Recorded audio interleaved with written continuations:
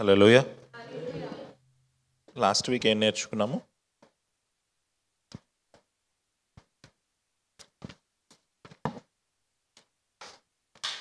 ఎన్నో అధ్యాయం అయింది లాస్ట్ వీక్? ఏ చాప్టర్ ఫినిష్ చేసాం? 11th చాప్టర్ అయిపోయింది కదా. ఏమైనా గుర్తుందా ఏం నేర్చుకున్నాం లాస్ట్ వీక్లో?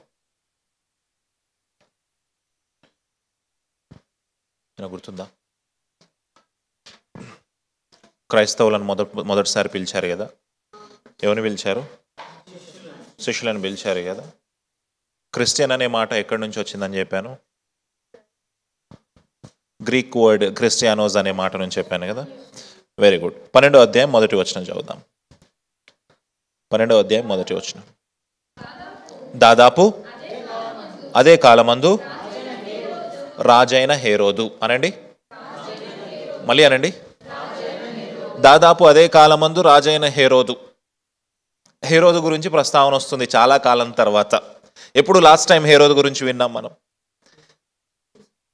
యేసుక్రీస్తు పుట్టినప్పుడు హేరోదు ఉన్నాడు కదా. మళ్ళీ ఇంకెప్పుడు హేరోదు గురించి విన్నాము? ఇంకెప్పుడు హేరోదు గురించి మనం విన్నాం?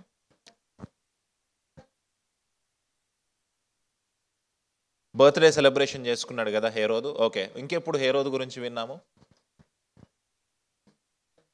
బాప్తిసం ఇచ్చి యోహాన్ని చంపింది, ఆ బర్త్డే సెలబ్రేషన్ చేసుకుంది, ఇద్దరు ఒకటే. ఓకే, హేరోదు అంతిపస్ అనే వ్యక్తి యేసుక్రీస్తుని సిలువ అప్పుడు ట్రయల్లో ఉంటాడు. అయితే అప్పటి నుంచి కనిపిస్తున్నాడు హేరోదు. ఎప్పటి నుంచి కనిపిస్తున్నాడు? యేసుక్రీస్తు పుట్టిన దగ్గర నుంచి ఇప్పటి వరకు హేరోదు కనిపిస్తూ ఉన్నాడు. అయితే ఆ హేరోదు ఈ హేరోదు ఒకటేనా అంటే కాదు. ఆ హేరోదు ఈ హేరోదు ఒకటేనా అంటే కాదు. ఇక్కడికి 12వ అధ్యాయంలో మనకు కనిపిస్తున్న హేరోదు అగ్రిప్ప అనండి. హేరోదు అగ్రిప్ప 1 ఇతను. చెప్పండి గట్టిగానండి. అప్పుడు యేసుక్రీస్తుని సిలువేసిన టైంలో కనపడిన హేరోదు ఎవరయ్యా అంటే హేరోదు అంతిపస్ అతను.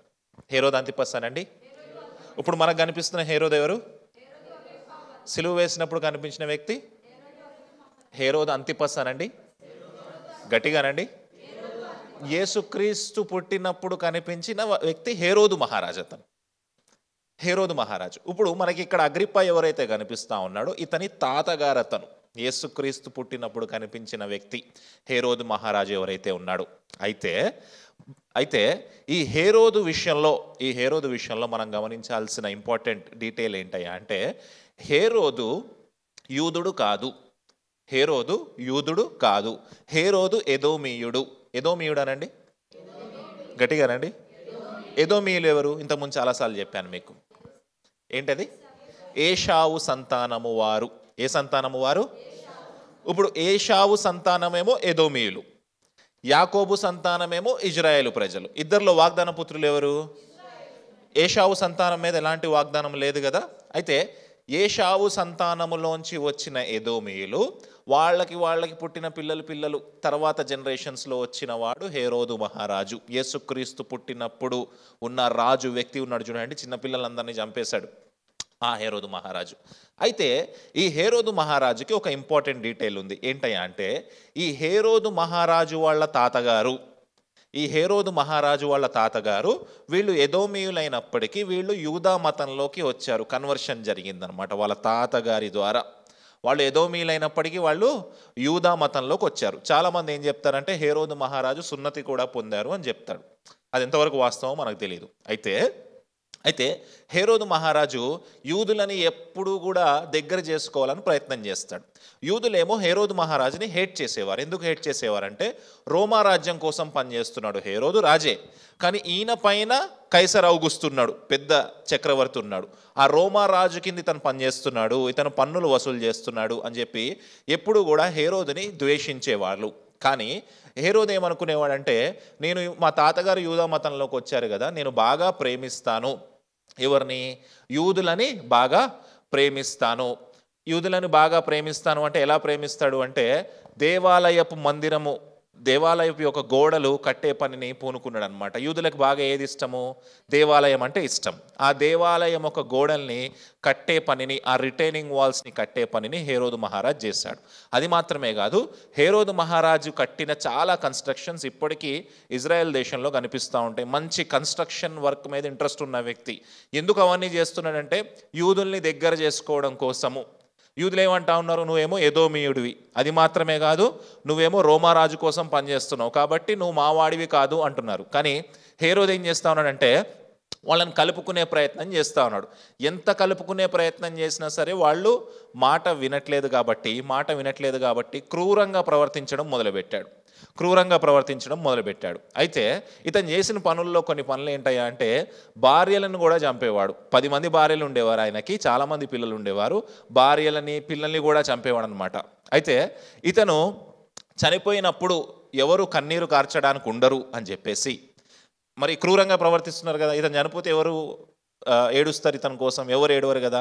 అయితే ఇతను ఏం చేశాడంటే లాస్ట్ చనిపోయే స్టేజ్లో ఉన్నప్పుడు ఆ దేశంలో ఉన్న పెద్ద పెద్ద అధికారులందరినీ తీసుకెళ్ళి జైల్లో పడేసి ఏం చెప్పాడంటే, నేను చనిపోతే ఎవరు ఏడవరు కదా, నేను చనిపోయిన వెంటనే ఈ జైల్లో ఉన్న వాళ్ళందరినీ తీసుకొచ్చి చంపేసేయండి, అట్లీస్ట్ వాళ్ళ ఫ్యామిలీ మెంబర్స్ అన్న ఏడుస్తారు, కాబట్టి నేను సాటిస్ఫై అవుతాను అని చెప్పేసి అతను చనిపోయిన తర్వాత వీళ్ళని చంపించిన పరిస్థితి. అంత క్రూరంగా ప్రవర్తించే వ్యక్తి. అయితే ఈ హేరోదు మహారాజుకి కొంతమంది పిల్లలు ఉన్నారు. ఎవరు పిల్లలు అంటే మొదటి వ్యక్తి పేరు హేరోదు ఫిలిప్ అనండి. అతను హేరోదు ఫిలిప్ 1. ఈ హేరోదు ఫిలిప్ 1 భార్యనే హేరోదియా. అతనికి ఇంకో కొడుకున్నాడు, అతని పేరు హేరోదు ఫిలిప్ 2. ఈ హేరోదు ఫిలిప్ 2నే హేరోదు ఫిలిప్ 1 దగ్గరికి వెళ్ళాడు. అన్న దగ్గరికి వెకేషన్కి వెళ్ళి అన్న భార్యని చూసి మోహించి అన్న భార్యని ఎత్తుకొచ్చేస్తాడు ఇక్కడికి. హేరోదు ఫిలిప్ 1, హేరోదు ఫిలిప్ 2.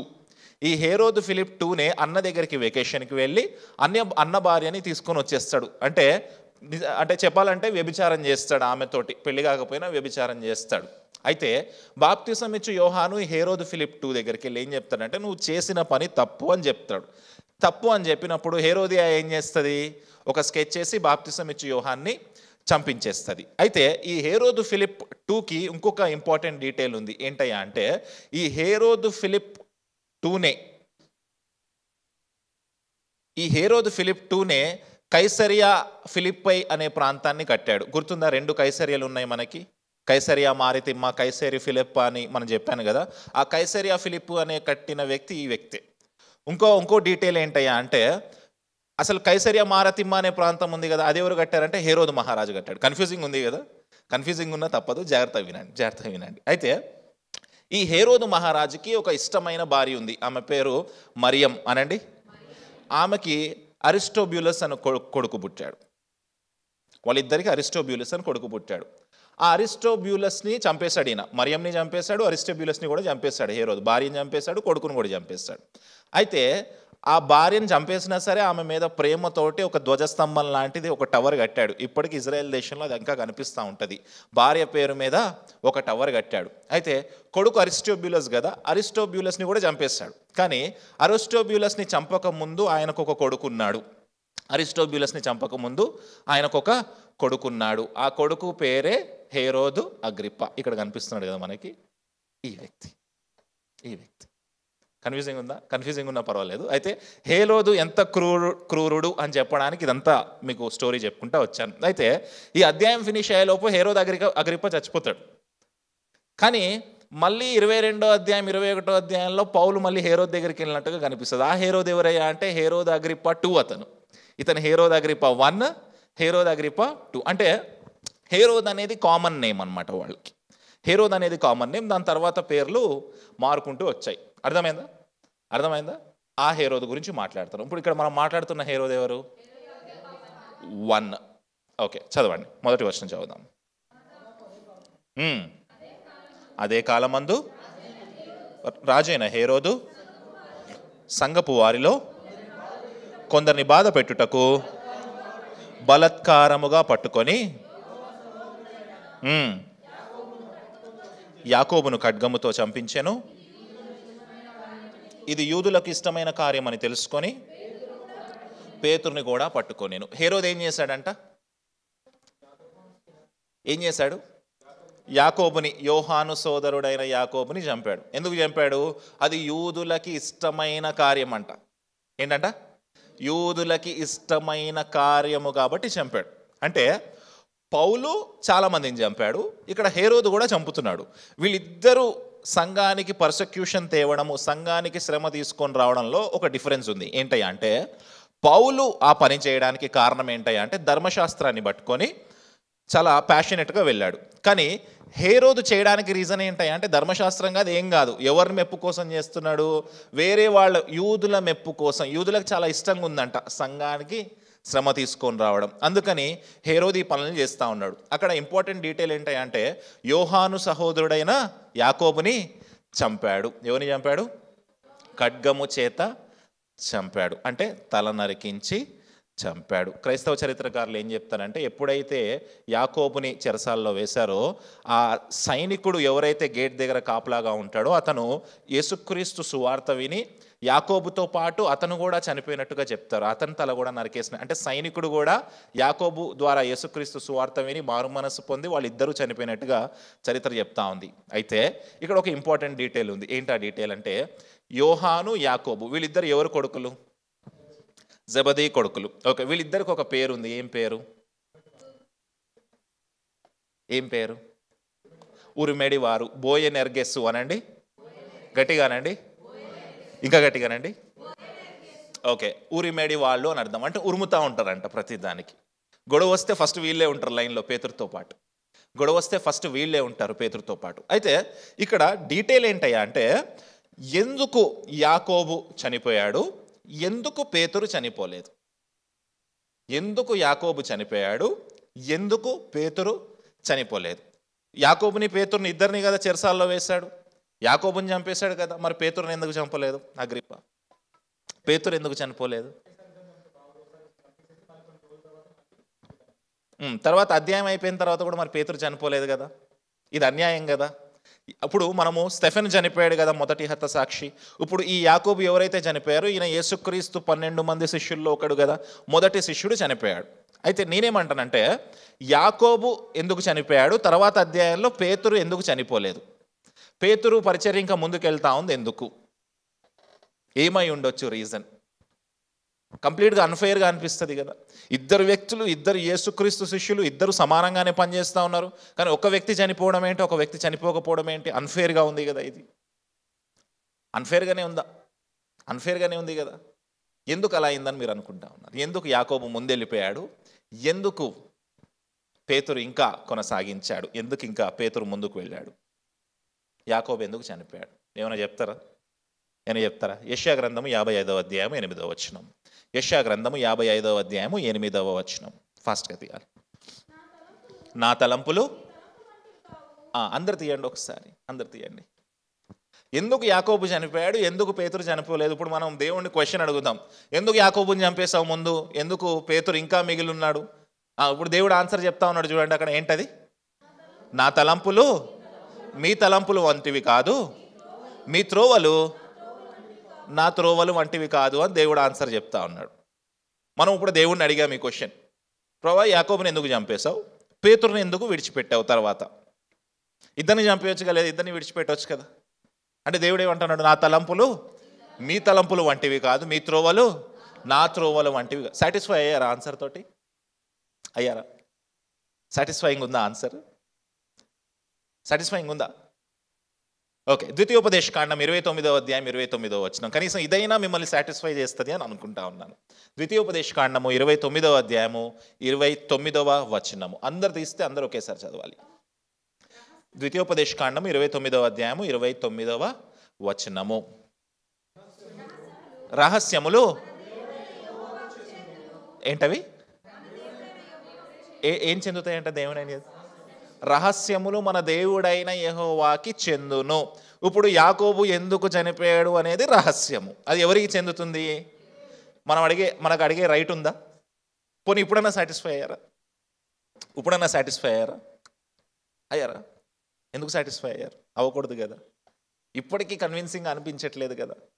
ప్రభా నీ తలంపులు మా తలంపులు నీ తలంపులు వంటివి కాదు, అయినా సరే లోపల ఎక్కడో బాధ ఉంది, ప్రభువా ఎందుకు తీసుకొని వెళ్ళిపోయావు యాకోబుని ముందే. మనం అనుకుంటాం కదా, మన కుటుంబీకుల్లో ఎవరన్నా ముందు వెళ్ళిపోతే, ప్రభువా ఎందుకు తీసుకొని వెళ్ళిపోయావు, నీ సంఘంలో నేను పరిచర్య చేయట్లేదా, నేను పొద్దున్నే వచ్చి చర్చ్లో కమిటెడ్గా నిలబడట్లేదా, నేను దశం భాగం టైంకి ఇవ్వట్లేదా, అన్ని సంఘంలో బాగానే చేస్తా ఉన్నాను, ఎందుకు నాకు ఈ శ్రమ వచ్చింది, ఎందుకు మా జీవితంలో ఈ మరణం వచ్చింది, ఎందుకు మా కుటుంబీకులు ముందే వెళ్ళిపోయారు, నేను నిష్టమైన భక్తి చేస్తూ ఉన్నాను కదా, ఎందుకు ఈ శ్రమ నా జీవితంలో జరుగుతూ ఉంది. దేవుడు ఏమంటున్నాడు తెలుసా, నీ తలంపులు నా తలంపులు కాదు. ఇంకోటి ఏమన్నాడు తెలుసా, రహస్యము, ఆ రహస్యము తెలుసుకునే బాధ్యత నాది, ఇంకా మీకు చెప్పబడలేదు. ఇంకా సాటిస్ఫై కాలేదు అంటే ఇంకో విషయాన్ని చెప్తా. మత్తయి సువార్త 20వ అధ్యాయం 20వ వచనము. మత్తయి సువార్త 20వ అధ్యాయము 20వ వచనము. ఫాస్ట్గా తీయాలి. మత్తయి సువార్త 20వ అధ్యాయము 20వ వచనము. రెడీయా? చదవండి. అప్పుడు జెబెదయి కుమారుల తల్లి తమ కుమారులతో ఆయన యొద్దకు వచ్చి నమస్కారము చేసి ఒక మనవి చేయబోగా. ఎవరు వచ్చారు యేసుక్రీస్తు దగ్గరికి? జెబెదయి కుమారుల తల్లి, అంటే జెబెదయి గారి భార్య వచ్చింది. అంటే ఎవరి తల్లి వచ్చింది అక్కడికి? యోహాను యాకోబుల తల్లి ఎవరి దగ్గరకు వచ్చింది? యేసుక్రీస్తు దగ్గరకు వచ్చింది. యేసుక్రీస్తు దగ్గరకు వచ్చి ఒక మనవి చేయబోయింది. అప్పుడు ఆయన ఏమన్నాడు చూద్దాం. నీవేమి కోరుచున్నావని ఆయన అడిగాను. అందుకామె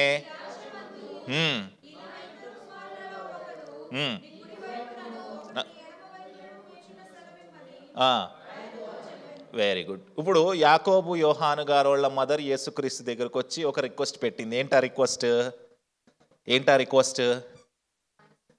రేపొద్దున నీ రాజ్యం రాబోతా ఉంది కదా, నువ్వు సింహాసనం మీద కూర్చుంటావు కదా, రైట్ సైడ్లో ఎవరు కూర్చోవాలి? నా పెద్ద కొడుకు. లెఫ్ట్ సైడ్లో మరి కోడళ్ళు ఏమైపోవాలి? అర్థమవుతుందా? రేపు నీ రాజ్యం రాబోతా ఉంది కదా, రాజ్యంలో నా పిల్లలు ఒకళ్ళు రైట్ సైడ్ ఒకటి లెఫ్ట్ సైడ్ ఉండాలి అని చెప్పి యేసుక్రీస్తుతో మనవి చేసింది ఆమె. చేసింది, బాగానే ఉంది. యేసుక్రీస్తు ఏం సమాధానం చెప్పారు చూద్దాం. నెక్స్ట్ వచనం చూద్దాం. అందుకు యేసు, మీరేం అడుగుచున్నారో అది మీకు తెలియదు, నేను త్రాగబోవు గిన్నెలోనిది మీరు త్రాగగలరా అని అడుగగా వారు త్రాగగలమనిరి. ఇచ్చుడండి. జెబెదయి కుమారుల తల్లి వచ్చి యేసుక్రీస్తుకు రిక్వెస్ట్ పెట్టింది. ఏం రిక్వెస్ట్ పెట్టింది? ప్రభువా రేపు నీ రాజ్యంలో రైట్ సైడ్లో నా పెద్ద కొడుకు ఉండాలి, లెఫ్ట్ సైడ్లో నా చిన్న కొడుకు ఉండాలి అని రిక్వెస్ట్ పెట్టింది. అప్పుడు యేసుక్రీస్తు ఏమన్నా తెలుసా, అమ్మా నువ్వు ఏం అడుగుతున్నావో నీకు తెలీదు, అసలు ఏ రాజ్యం కట్టబడబోతా ఉందో నీకు తెలీదు, ఒక పాత్ర ఉంది, ఆ పాత్రలోనిది నేను తాగబోతా ఉన్నాను, మీరు తాగుతారా అని అడిగారు. అప్పుడు జెబెదయి కుమారులు ఏం ఆన్సర్ చేశారు? త్రాగగలము అనిరి. అంటే యేసుక్రీస్తు ఏ పాత్ర గురించి మాట్లాడుతూ ఉన్నాడు అంటే సిలువ అనే పాత్ర గురించి మాట్లాడుతూ ఉన్నాడు. మాట్లాడి ఏమన్నాడు తెలుసా, నేను సిలువ మరణం ద్వారా చనిపోబోతా ఉన్నాను, మీరు కూడా చనిపోతారా అని అడిగాడు. వాళ్ళిద్దరు ఏం ఆన్సర్ ఇచ్చారు? అప్పుడు చెప్పండి, యాకోబు చనిపోవడం కరెక్టా కాదా? ఎవరు ఒప్పుకున్నారు దానికి? ఇప్పుడు సంఘంలో ఉండి ఏమని ప్రార్థన చేస్తాను తెలుసా, ప్రభువా నన్ను హతసాక్షిని చేయని ప్రార్థన చేస్తాడు. దేవుడు యేసుక్రీస్తు అక్కడి నుంచి ఆమెను అంటాడు.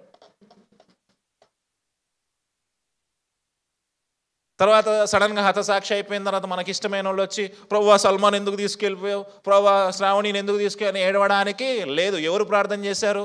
మనం. ఎవరు చెప్పారు త్రాగగలమని? వాళ్ళే ఒప్పుకున్నారు. యేసుక్రీస్తు చాలా క్లియర్గా చెప్పాడు, మేము ఏమి తాగగలమో నీకు తెలుసా, నేనేం త్రాగుతానో నీకు తెలుసా, నేను ఎలా చనిపోతానో నీకు తెలుసా అంటే యోహాను యాకోబులు ఏమన్నారు? మేము తాగుతాం, వీఆర్ రెడీ ఫర్ ఇట్ అన్నారు. తెలియకన్నారా తెలియదు, కానీ దేవుడు దానికి ఆమేన్ అన్నాడు. ఎగ్జాక్ట్గా అదే జరిగింది. యేసుక్రీస్తు 12 మంది శిష్యుల్లో ఫస్ట్ చనిపోయింది యాకోబు, లాస్ట్ చనిపోయింది యోహాను. ఫస్ట్ చనిపోయింది యాకోబు, లాస్ట్ చనిపోయింది. ఇంకా సాటిస్ఫైయింగ్గా లేదు అంటే ఇంకొక ఆర్గ్యుమెంట్ మీ ముందు ప్రజెంట్ చేస్తాను. ప్రకటన గ్రంథము 11వ అధ్యాయము 7వ వచనము తీయండి, చదవద్దు. ప్రకటన గ్రంథము 11వ అధ్యాయము 7వ వచనము. ప్రకటన గ్రంథము 11వ అధ్యాయము 7వ వచనము. ఒక చిన్న డీటెయిల్ ఇందాక మిస్ అయ్యాను. హేరోదు ఫిలిప్పు తన అన్న భార్యని తీసుకొచ్చి పెళ్లి చేసుకున్నాడని చెప్పాను కదా, అది చేసింది హేరోదు ఫిలిప్ కాదు, అది చేసింది హేరోదు అంతిపస్. హేరోదు అంతిపస్ తన అన్న భార్యను తెచ్చుకున్నాడు. హేరోదు ఫిలిప్ 2 ఏమో కైసరియా ఫిలిప్పే అనే ప్రాంతాన్ని కట్టాడు. ఓకే, ఈ డీటెయిల్ గుర్తుపెట్టుకోండి, క్షమించాలి, సారీ. చూడండి, ఇప్పుడు ప్రకటన గ్రంథంలో ఇద్దరు వ్యక్తులు యేసుక్రీస్తు యొక్క సువార్త చెప్తా ఉన్నారంటే 2 సాక్షులు. వినారా ఎప్పుడైనా ఇద్దరు సాక్షుల గురించి? ఇద్దరు సాక్షులు వచ్చి సువార్త చెప్తారు అనే మాట ఉంది.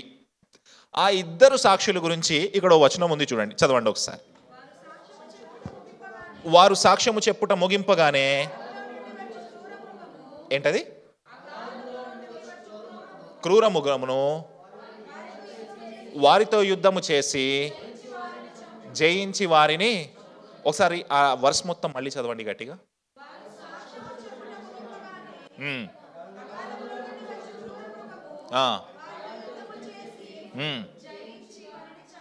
జయించి వారిని చంపును. ఆ ఇద్దరు సాక్షుల గురించి ఇక్కడ ఏం రాయబడిందంటే, వాళ్ళు సాక్ష్యము చెప్పుట ముగించగానే, ఏ సాక్ష్యము? వాళ్ళు సువార్త చెప్పడము ముగించగానే క్రూర మృగము బయటికి వచ్చి వాళ్ళిద్దరిని చంపేసిందంట. ఎప్పుడు చంపేసింది?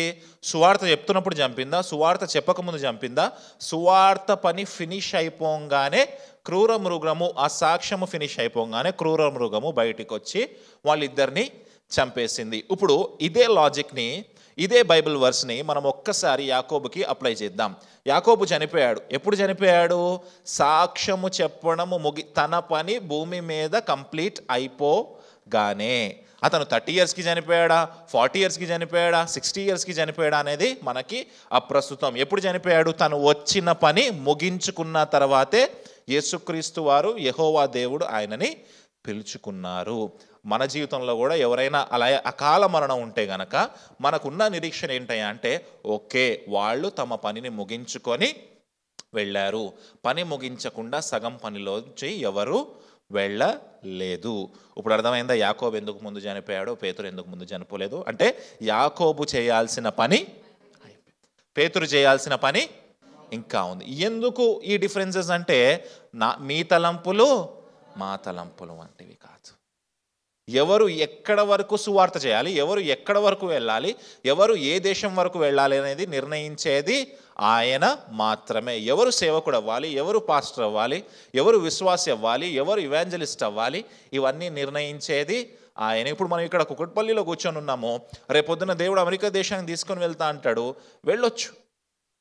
పోనీ చైనా దేశాన్ని తీసుకొని వెళ్తా అంటాడు, వెళ్ళొచ్చు. ఈజిప్ట్కి తీసుకొని వెళ్తా అంటాడు, వెళ్ళొచ్చు. లేదు, ఏమీ లేకుండా మీరు పని ముగించుకొని కుకట్పల్లిలోనే ఫినిష్ చేసేయండి అంటే అలా కూడా జరగవచ్చు. ఎందుకు? మన తలంపులు.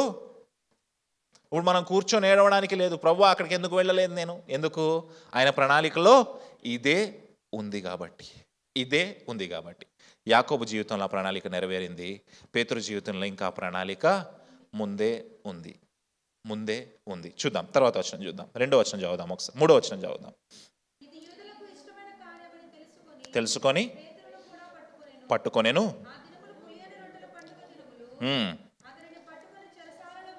చెరసాల్లో వేయించి పస్కా పండుగైన పిమ్మట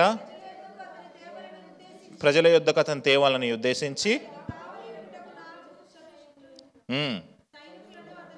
అప్పగించెను. పేతురు చెరసాల్లో ఉంచబడెను. సంఘమైతే అతని కొరకు అత్యాసక్తితో దేవునికి ప్రార్థన చేయుచుండెను. ఇప్పుడు చూడండి, యాకోబుని చంపేశాడు. నిజానికి రోమియా రాజ్యం వాళ్ళు చేసిన ఒక మంచి పని ఏంటయ్యా అంటే, ఈ కింద ఉన్న రాజులకి, సామంత రాజులకి లేదా యూదులకి కొట్టి చంపే అధికారం ఇవ్వలేదు. కానీ స్టెఫెన్ కావాలని ఉద్దేశపూర్వకంగా చంపారు, వాళ్ళు హత్య చేశారు. అలాగే హేరోదు కూడా యాకోబుని ఇక్కడ హత్య చేశాడు. నిజానికి రోమారాజ్యం ఒప్పుకోదు ఈ క్యాపిటల్ పనిష్మెంట్కి, ఉరిశిక్షకి కానీ ఎలక్ట్రికల్ చైర్ పనిష్మెంట్కి కానీ ఒప్పుకోదు. కానీ వీళ్ళు కావాలని చెప్పి అక్కడ చంపారు. అప్పుడు ఆ హేరోదు యొక్క ఇంటెన్షన్ మీకు అర్థమవుతుంది కదా, అది లాలో లేదు, రాజ్యాంగంలో లేదు, కానీ కావాలని చేశాడు. ఎవరి కోసం చేశాడు? యూదుల మెప్పు కోసం చేశాడు. ఇప్పుడు next action, plan of action ఏంటంటే, పస్కా పండగ అయిపోయిన తర్వాత పేతుర్ని చంపాలి అని అనుకున్నాడు. పస్కా పండగ రోజుల్లో ఇంకా క్యాపిటల్ పనిష్మెంట్ అనేది అసలుకే ఉండదు. పస్కా పండుగ టైంలో యూదులు రక్తం చిందించరు. మనుషుల రక్తం ముఖ్యంగా చిందించరు, ఎలాంటి క్యాపిటల్ పనిష్మెంట్ ఉండదు. అందుకే ఏం చేశాడు, పస్కా పండుగ అయిపోయిన తర్వాత చేద్దాము అనే దాంట్లో ఉన్నాడు, లేదా పస్కా పండుగ రోజు చేద్దామనే ఉద్దేశంలో కూడా ఉన్నాడు. మీకు గుర్తుందా, పస్కా పండుగ రోజు ఎవరు చనిపోయారు? యేసుక్రీస్తు చనిపోయాడు. నిజానికి అది ఏమంటాం దాన్ని, వ్యాలిడ్ డెత్ అంటే వ్యాలిడ్ డెత్ కాదు, కానీ అన్యాయంగా తీసుకొని వచ్చి అక్కడ చంపేసినట్టుగా మనం చూస్తాం. అలాగే పేతురుని కూడా పస్కా పండుగ రోజో లేదా తర్వాత రోజో చంపాలని హేరోదు ఆలోచన. ఎందుకు, జనాలు ఎక్కువ మంది ఉంటారు, జనాలందరూ చూస్తున్నప్పుడు పేతురుని చంపేస్తే చాలా ఆనందపడి వాళ్ళందరూ హేరోదుకి జేజేలు కొడతారు అని అతని ఆలోచన. యూదుల్ని మంచి చేసుకోవడం కోసము చేస్తూ ఉన్నాడు. ఈ విషయము పేతురు చెరసాల్లో ఉన్నాడన్న విషయము ఎవరికి తెలిసింది? సంఘం అయితే అతని కొరకు అత్యాసక్తితో దేవునికి ప్రార్థన చేయచుండెను. సంఘానికి తెలిసింది, చర్చ్కి తెలిసింది. చర్చ్ అంతా ఏం చేస్తూ ఉన్నారు, అత్యాసక్తితో అతని కొరకు ప్రార్థన, వాళ్ళ పాస్టర్ గురించి వాళ్ళు ప్రార్థన చేస్తూ ఉన్నారు. వాళ్ళ పాస్టర్ గురించి వాళ్ళు ప్రార్థన. చివరిసారి ఎప్పుడు మీ పాస్టర్ గురించి ప్రార్థన చేశారు? సంఘమంతా అత్యాసక్తితో. మనం చూస్తూ ఉన్నాగా ఎదురుగా శ్రమ, ఆదివారం ఏదో ఒక శ్రమ వస్తూ ఉంటుంది. అన్నవాళ్ళకి శ్రమ తీరిపోవాలని ఎప్పుడు అత్యాసక్తితో ప్రార్థన చేశారు? ఎప్పుడు ప్రార్థన చేశారు చెప్పాలి? ఎప్పుడు ప్రార్థన చేశారు? సంఘమంతా కలిసి అత్యాసక్తితో అనే మాట దగ్గర అక్కడ లూకా గారు వాడిన మాట ఏంటి తెలుసా? ఎక్టెనోస్ అనే ఒక గ్రీక్ పదం వాడాడు. ఎక్టెనోస్ అంటే ఏంటి అంటే మజిల్స్ స్ట్రెచ్ చేసి, అంటే ఫుల్ బాడీలో ఉన్న బలమంతా బయటికి పెట్టి ప్రార్థన చేశారంట. బిగ్గరగా ప్రార్థన చేశారు, మజిల్స్ అంతా స్ట్రెచ్ చేసి ప్రార్థన చేశారు.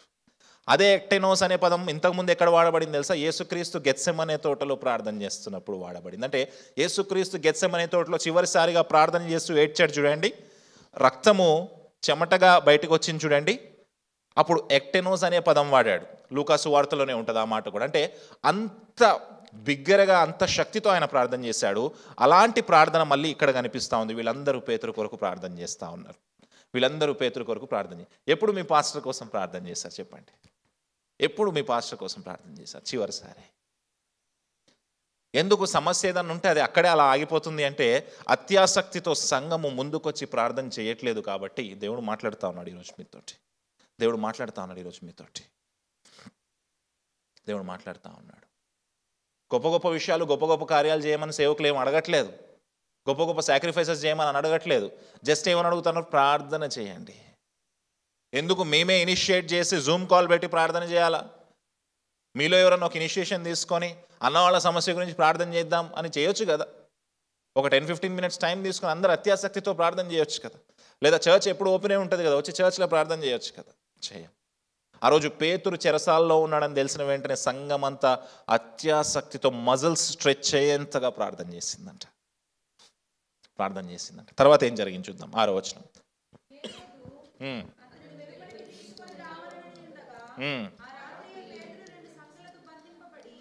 బంధింపబడి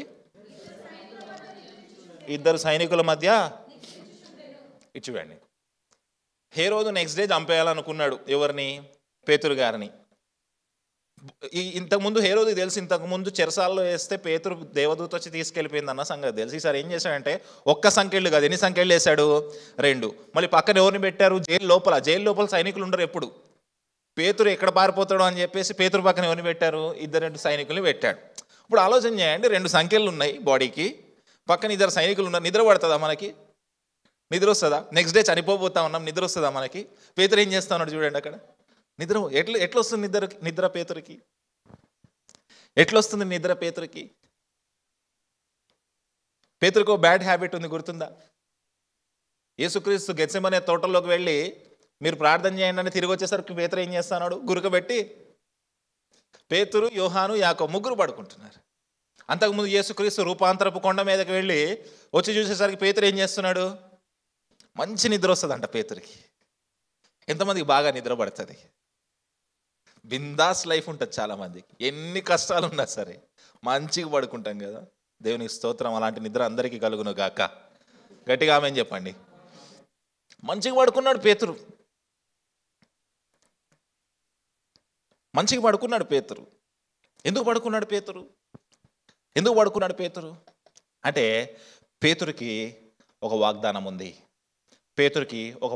ఉంది. ఏంటయ్యా ఆ వాగ్దానం అంటే యాకోబు విషయంలో ఏం జరిగిందో పేతురుకు తెలియదు, కానీ యేసుక్రీస్తు పేతురుకి ఒక వాగ్దానం చేశాడు. ఏంటి ఆ వాగ్దానం? యోహాను సువార్త 21వ అధ్యాయం 18వ వచనం. యోహాను సువార్త 21వ అధ్యాయము 18వ వచనము. యేసు, నా గొర్రెలను మేపుము.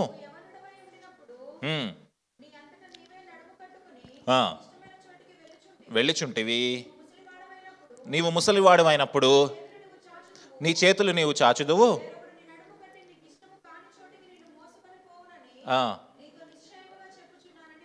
యేసుక్రీస్తు పేతురుతో మాట చెప్తున్నాడు. ఇందులో ఒక ఇంపార్టెంట్ మాట ఉంది. ఏంటి ఆ మాట? సరిగ్గా చూడండి, ఒక ఇంపార్టెంట్ మాట. ఎగ్జాక్ట్లీ ఎప్పటి వరకు పేతురు ముసలుడైపోయాడా? అంటే దేవుడు ఏం చెప్తున్నాడు? యేసుక్రీస్తు ఏం ప్రామిస్ చేశాడు? నువ్వు ముసలోడు అయిన తర్వాత ఎలా చనిపోతావు చెప్పట్లే నీకు. నువ్వు ముసలోడు అయిన నీతో చేయాల్సిన పని ఇంకా చాలా ఉంది. బహుశా పేతురు గారికి ఆ రోజు జైల్లో యేసుక్రీస్తు నాకు చెప్పాడు, పో, నేను ముసలోడైనా చనిపోతా, ఈరోజు నేను చనిపోను. అందుకే బిర్రకు పడుకున్నాడు. మంచిగా పడుకున్నాడు. ఎందుకు? ఆ మరుసటి దినం గురించి పేతురుకు నిరీక్షణ ఉంది కాబట్టి. చాలామంది ఏం చెప్తారు తెలుసా? అన్నా నిద్ర రావట్లేదన్నా, 500 అప్పుకి నిద్ర రావట్లేదంట ఒక తమ్ముడు చెప్తున్నాడు. కొడుకు 500 ఇవ్వాలంటే నిద్ర రావట్లేదు. తమ్ముడు, నా సంగతి ఏంటి తమ్ముడు అన్నా నిద్ర రావట్లేదన్నా. ఎందుకు నిద్ర రావట్లేదు? ఆ అమ్మాయే గుర్తొస్తుందన్నా. దేవుడు మాట్లాడుతూ ఉన్నాడు మీతోటి. దేవుడు మాట్లాడుతూ ఉన్నాడు. దేవుడు మీకు చేసిన వాగ్దానం ఏంటి తెలుసా? కీర్తనల గ్రంథము 127వ అధ్యాయము 2వ వచనము. కీర్తనల గ్రంథము 127వ అధ్యాయము 2వ వచనము. కీర్తనల గ్రంథం 127వ అధ్యాయం 2వ వచనము. మీరు వేకువనే లేచి పండుకొనుచు వ్యర్థమే, తన ప్రియులు నిద్రించుచుండగా. మళ్ళీ ఆ లాస్ట్ లైన్ ఒకసారి చదవండి. మళ్ళీ చదవండి. తన ప్రియులు నిద్రించుచుండగా ప్రియులు ఏదైతే కోరుకుంటా ఉన్నారో యెహోవా దేవుడికి వాళ్ళకి ఇచ్చును గాక. గట్టిగా చెప్పాలా? మీరు దేని గురించి అయినా ప్రార్థన చేస్తూ ఉన్నారా? దేని గురించి అయితే ప్రార్థన చేస్తూ ఉన్నారా? చక్కగా ప్రార్థన చేయండి, తినండి, పడుకోండి. తెల్లారేసరికల్లా మీ జీవితంలో జరుగుతుంది. హల్లెలూయా. దేవుడు మీతో మాట్లాడుతూ ఉన్నాడు. దాన్ని మానేసి ఏం చేస్తాము? ఆలోచిస్తాం. ఈ ఆలోచన ఏం చేస్తుంది? ప్రార్థనకి దూరం చేస్తుంది, నిద్రకి దూరం చేస్తుంది. ఈ నిద్రకి దూరం అవడం వల్ల ఆరోగ్యము అనారోగ్యంగా మారుతుంది. దేవుడు మీతో మాట్లాడుతూ ఉన్నాడు. ఈ నిరీక్షణ పేతురు గారికి తెలుసు. పేతురు ఏమని కూడా తెలుసా? యేసుక్రీస్తు నాకు ఎప్పుడో చెప్పిండు. ఏమని? నేను ముసలోడిని అయ్యే వరకు చావనని చెప్పాడు. నన్ను రేపేవాడు చంపుతాడు. నెక్స్ట్ డే చనిపోయే రోజు జరుగుతూ ఉన్న మైండ్లో డిస్కషన్ పేతురికి. ఒక మంచి కాన్ఫిడెన్స్ తోటి పేతురు పడుకున్నాడు. అలాంటి కాన్ఫిడెన్స్ మనందరికీ వచ్చును గాక. తన ప్రియులకు, తనకిష్టమైన వారికి ఏవైతే సంభవించాలో అవి సంభవించి తీరుతాయి. ఆయన ఖచ్చితంగా నెరవేరుస్తాడు. కొంచెం ఆలస్యం అవ్వచ్చు, చూసారా? పేతురు చనిపోయేంత మూమెంట్ వరకు దేవుడు కావాలంటే ఆ పస్కా పండుగ 4-5 రోజుల్లోనే విడిపించవచ్చు కదా. కానీ ఎప్పటి వరకు వెయిట్ చేశాడు పేతురు కోసం దేవుడు? లాస్ట్ మూమెంట్ వరకు, తెల్లారే లెగిస్తే చనిపోయే మూమెంట్ వరకు. దేవుడు నిన్నెప్పుడు మరణానికి అప్పగించాడు. తమ్ముడు, చెల్లి, దేవుడు నీతో మాట్లాడుతూ ఉన్నాడు. దేవుడు నిన్నెప్పుడు మరణానికి అప్పగించాడు. ఆయనకి ఇష్టమైన ప్రియులను ఆయన ఎప్పుడు వదులుకోడు. మనకి ఇష్టమైన వాళ్ళని మనం ఎప్పుడన్నా వదులుకోము. ఆయనకి ఇష్టమైన వాళ్ళని ఆయన ఎప్పుడు వదులుకోడు. ప్రతి ఒక్క కార్యము నెరవేరును గాక. Very good. తర్వాత ఏం జరిగింది చూద్దాం. మరియు కావలివారు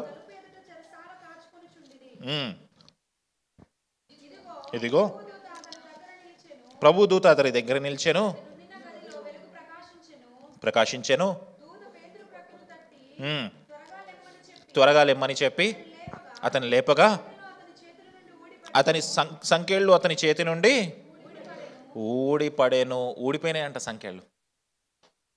ప్రభుదూత వచ్చిందంట పేతురు దగ్గరికి, వచ్చి పైకి లేగు అందంట. వెంటనే ఏమైనా చేతుకున్న సంకెళ్ళు, ఒక సంకెళ్ళు కాదు, డబల్ ఊడిపోయినాయి. తర్వాత ఏం జరిగింది చూద్దాం.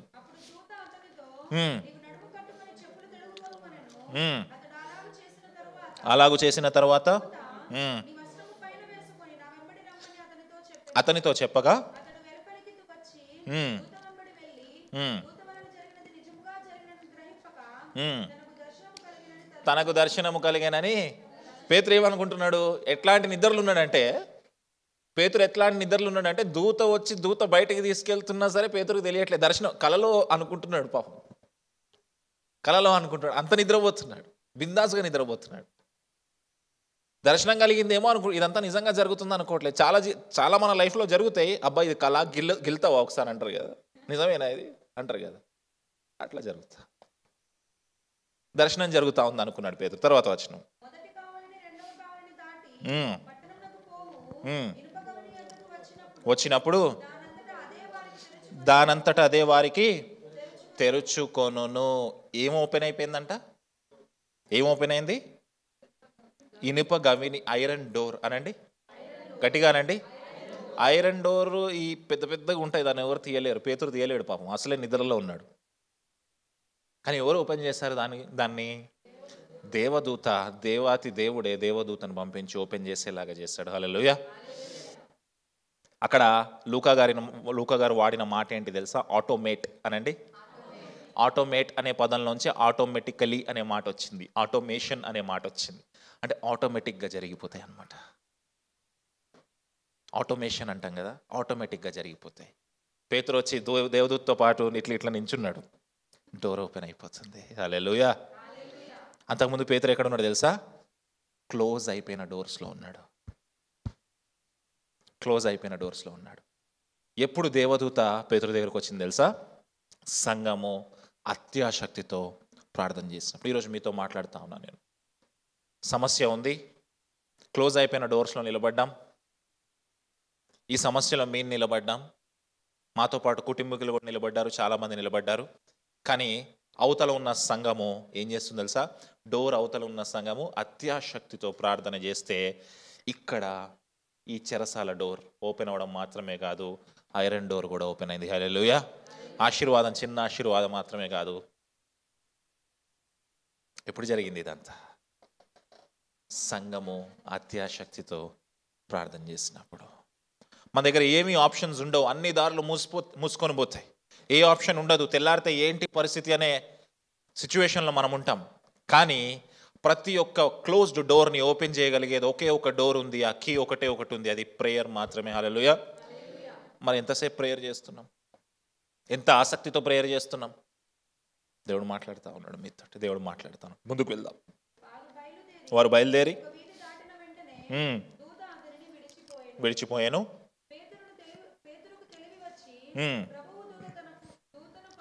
పంపి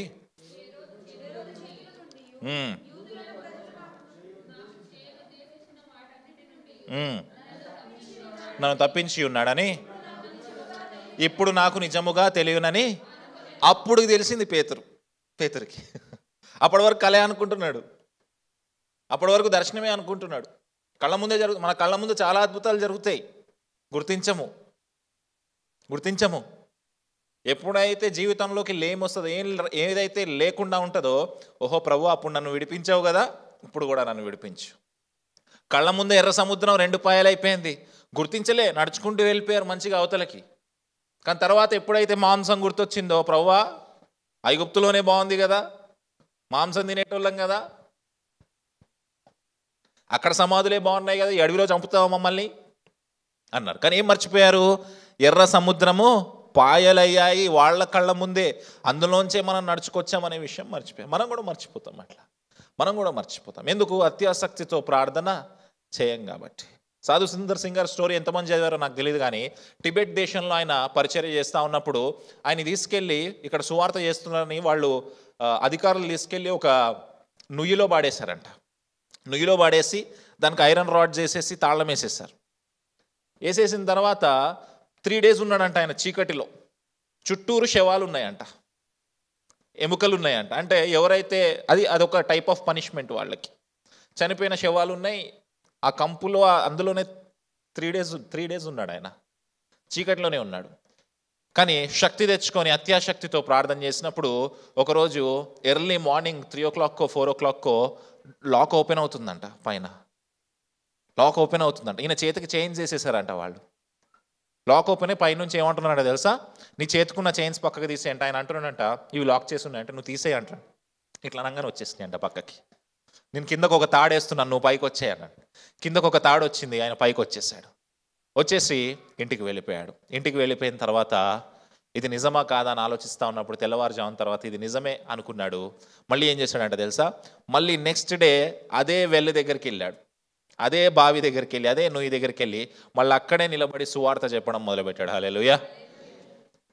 ఈలోపు సైనికులందరూ, వీళ్ళు అధికారులందరూ ఎటు వెళ్ళిపోయాడు ఈ వ్యక్తి అని చెప్పి అనుకుంటా ఉన్నారు కదా. వీళ్ళకి కనిపించాడు, మళ్ళీ ఆయనే వచ్చాడు అక్కడికి. తీసుకొని మళ్ళీ అరెస్ట్ చేసి మళ్ళీ తీసుకొని పోయారు లోపలికి, అధికారి దగ్గర తీసుకొని పోయారు. అధికారి అన్నాడంట, నీకు ఎక్కడి నుంచి వచ్చే తాళాలు దొంగతనం చేసావా అన్నాడంట. సాధు సుందర్ సింగ్ గారు అన్నారంట, తాళాలు నీ నడుముకే ఉన్నాయి చూసుకున్నాడంట. చూసుకున్నాడంట, తాళాలు అక్కడే ఉన్నాయి. హల్లెలూయా. తాళం దొంగతనం చేయబడలేదు, తాళం పోలేదు, ఎవరు రాలేదు, ఏమీ జరగలేదు. కానీ సాధు సుందర్ సింగ్ గారి జీవితంలో ఏదో జరిగింది, ఏదో జరిగింది. మనిషి నేత్రాలతో చూస్తే అక్కడ ఏం జరగలేదు, కానీ పరిశుద్ధాత్మ దేవుని నేత్రాలతో చూస్తే అక్కడ ఏదో జరిగింది. హల్లెలూయా. తర్వాత గొప్ప పరిచర్య చేశారు సాధు సుందర్ సింగ్ గారు. ఆయన జీవిత పుస్తకంలో ఉంటుంది, ఎప్పుడైనా చదవండి. సేమ్ పేతురు లాంటి స్టోరీ, సేమ్ పేతురు లాంటి స్టోరీ.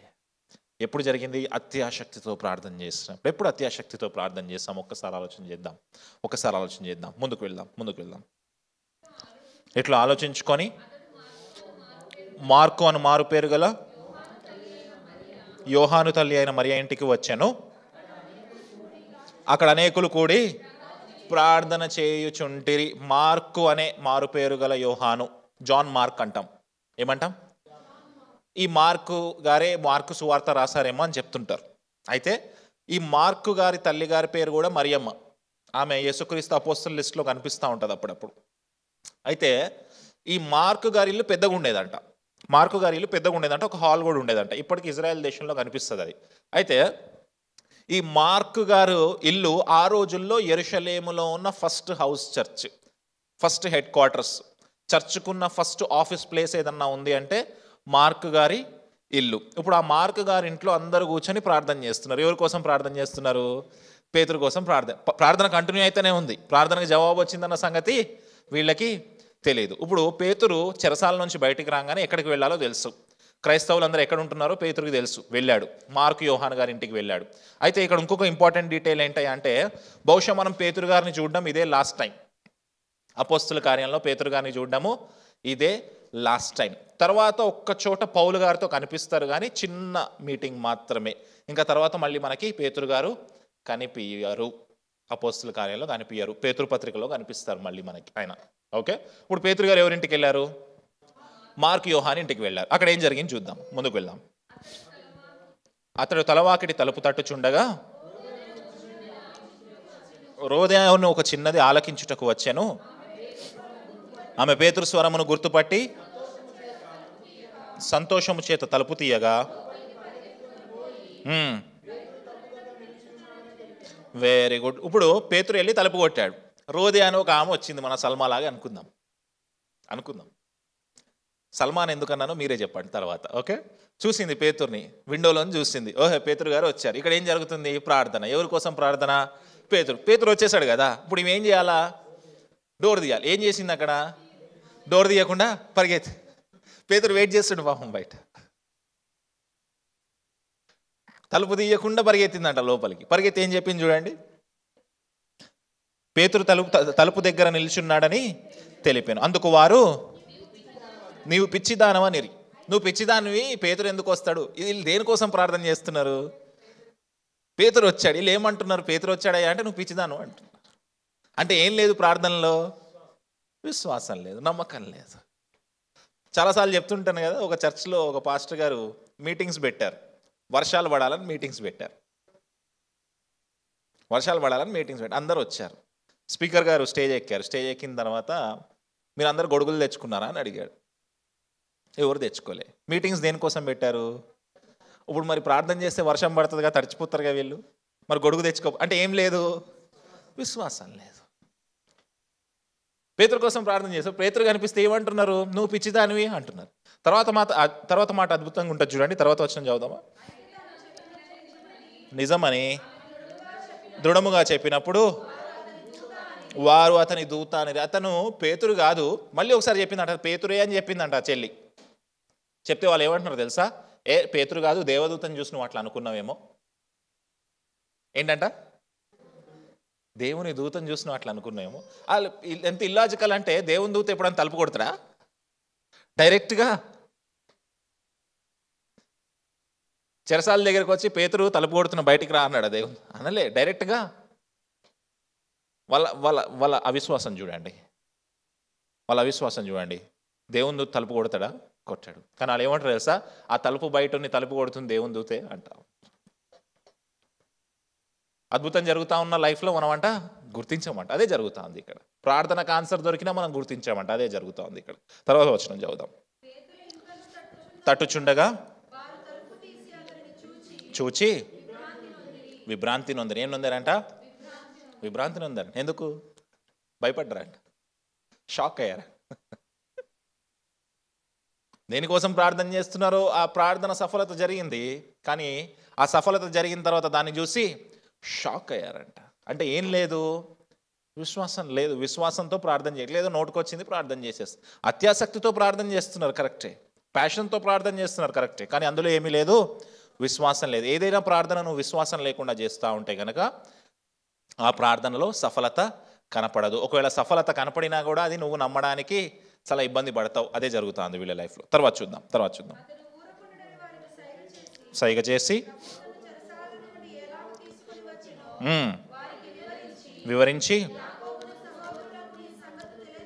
యాకోబునకును సహోదరులకు ఈ సంగతులు తెలియజేయడని చెప్పి బయలుదేరి వేరొక చోటికి వెళ్ళారు. మళ్ళీ యాకోబు కనిపిస్తున్నాడు ఏంటి ఇక్కడ? స్టార్టింగ్లో యాకోబు చనిపోయాడు కదా. ఈ యాకోబు ఎవరయ్యా అంటే యేసుక్రీస్తు యొక్క బ్రదర్. ఈ యాకోబు మరి యేసుక్రీస్తు శిష్యుల్లోకి ఎప్పుడు వచ్చాడంటే, యేసుక్రీస్తు ఆరోహణం అయిపోయిన తర్వాత వ్యక్తిగతంగా యాకోబుని దర్శించిన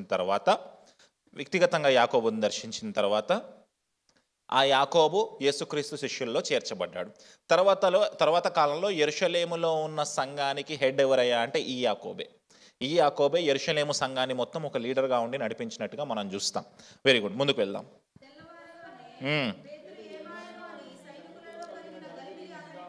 అంతింత కాదు, కనపడనందున చంపనాజ్ఞాపించాను.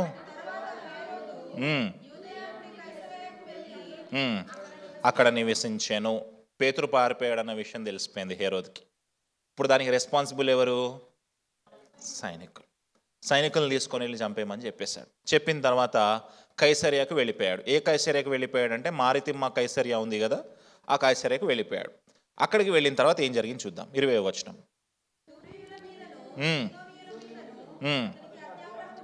అత్యాగ్రహము కలిగినందున వచ్చి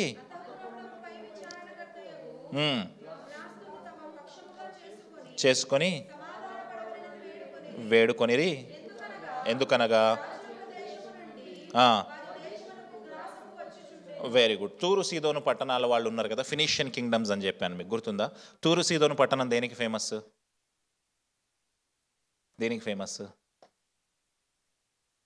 తూరు సీదోను పట్టణం దేనికి ఫేమస్?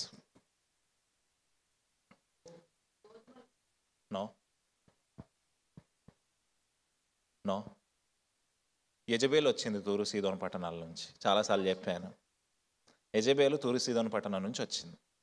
ఇంకోటి ఏంటయ్యా అంటే, దావీదు ప్యాలెస్ కడుతున్నప్పుడు తూరు సీదోను రాజైన హీరాము ఏం పంపించాడు? దేవదారు వృక్షమానులను పంపించాడు కదా.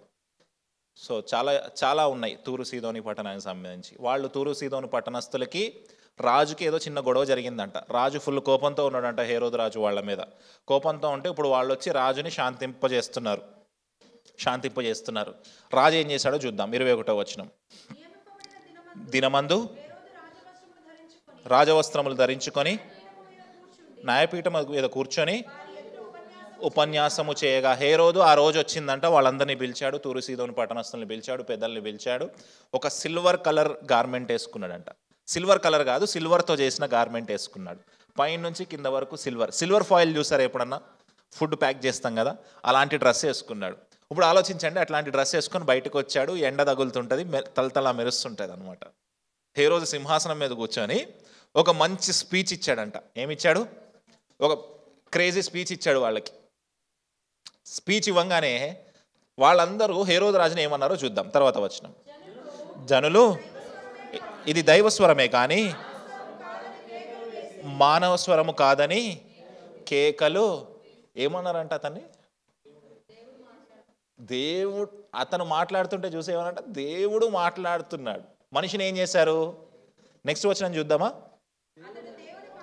అతడు దేవుని మహింపరచునందున వెంటనే ప్రభుదూత అతన్ని మొత్తెను గనుక పురుగులు పడి హేరోదు అక్కడ సింహాసనం మీద కూర్చొని అధికార దర్పంతో ఒక భయంకరమైన స్పీచ్ ఇచ్చాడు. ఆ స్పీచ్ విన్న వాళ్ళందరూ ఈలలు చప్పట్లు కొట్టుకుంటూ అబ్బా దేవుడే మాట్లాడుతున్నాడు, ఆయన దేవుడు అన్నాడంట. ఇక్కడ ఏం చేశాడు ఈ రాజు? వాళ్ళు చెప్తున్నప్పుడు నేను దేవుణ్ణి కాదు, మీరు నన్ను దేవుడు అనొద్దు అని అభ్యంతరం చెప్పకుండా దాన్ని ఎంజాయ్ చేశాడంట. ఎంజాయ్ చేసిన వెంటనే ఏమైంది? ప్రభుదూత వచ్చి మొత్తంగానే పురుగులు బట్టి చచ్చిపోయాడు. హల్లెలూయానండి, గట్టిగానండి.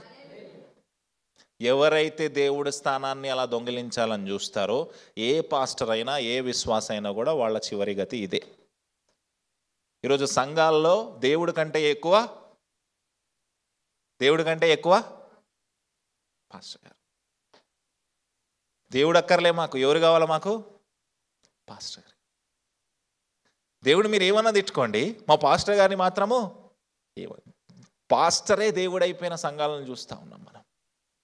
దేవుడి కంటే ఎక్కువగా పాస్టర్ని హెచ్చిస్తూ ఉన్న సంఘాలను మనం చూస్తూ ఉన్నాం. ప్రతి ఒక్క ఎండ్ ఇదే జరుగుతుంది. దేవుడు మాట్లాడుతూ ఉన్నాడు మనతోటి. అందుకే మనిషి ఎప్పుడు కూడా దేవుడికి సమానము కాదు. ఏం బట్టి చచ్చిపోయాడంట? పురుగులు బట్టి చచ్చిపోయాడంట. అధ్యాయం స్టార్టింగ్లో గుర్తుందా? ఎవరిని చంపాడు? హేరోదు యాకోబుని చంపాడు. ఇప్పుడు హేరోదు ఎట్లా చచ్చిపోయాడు? God's judgment is always perfect. దేవుని తీర్పు ఎప్పుడు కూడా పర్ఫెక్ట్గానే ఉంటుంది. ఆ రోజు సంఘమంతా యాకోబు చనిపోయినప్పుడు హేరోదు చంపేసినప్పుడు అబ్బా ఎందుకు వచ్చింది ఈ శ్రమ అనుకున్నారేమో. కానీ హేరోదు జీవితంలో చూసింది ఏంటి? పురుగులు బట్టి ప్రతి ఒక్క అన్యాయస్తుడికి జరిగే విషయమే అది. అందుకే సమస్య వచ్చినప్పుడు మనం ఏం చేయాలి తెలుసా? అత్యాసక్తితో ప్రార్థన చేయాలి. ప్రార్థన చేసినప్పుడు దానికి జవాబు దేవుడు ఖచ్చితంగా ఇస్తాడు. అలాగే ఏ అన్యాయం అయితే జరిగిందో అన్యాయానికి న్యాయం ఆయన ఖచ్చితంగా తీర్చునుగాక. గట్టిగా చెప్పండి. చివరి వచనం చదివి ముగించేద్దాం. దేవుని వాక్యం ప్రబలమై వ్యాపించుచుండెను. బర్నబాయు సౌలును తమ పరిచర్య నెరవేర్చిన తర్వాత మార్కు అను మారుపేరు గల యోహానును వెంట పెట్టుకొని యెరూషలేమునకు తిరిగి వచ్చిరి. అప్పుడే ఇద్దరు హీరోస్ మళ్ళీ రిటర్న్ వచ్చారంటే ఎవరెవరు? బర్నబా ఇంకా సౌలు గారు యెరూషలేముకి తిరిగి వచ్చారంట. జాగ్రత్త వినండి. అధ్యాయం స్టార్టింగ్ ఒక సాడ్ మూమెంట్తో స్టార్ట్ అయి ఉండొచ్చు, ఒక నిరీక్షణ లేని మూమెంట్ తోటి స్టార్ట్ అయి ఉండొచ్చు. కానీ అధ్యాయం చివరిలో ఒక హోప్ కనిపిస్తూ ఉంది. ఏదైనా ఒకవేళ నిరీక్షణ లేని మూమెంట్ నీ లైఫ్లో ఉంటే గనక ఖచ్చితంగా మీ ప్రార్థనలు ఆన్సర్ చేయబడతాయి. లూకాసు వార్త 3వ అధ్యాయం 6వ వచనం చదువుదాం. లూకాసు వార్త 3వ అధ్యాయం 6వ వచనం చదువుదాం. చివరిగా ఫాస్ట్గా తీయండి. లూకాసు వార్త 3వ అధ్యాయం 6వ వచనం.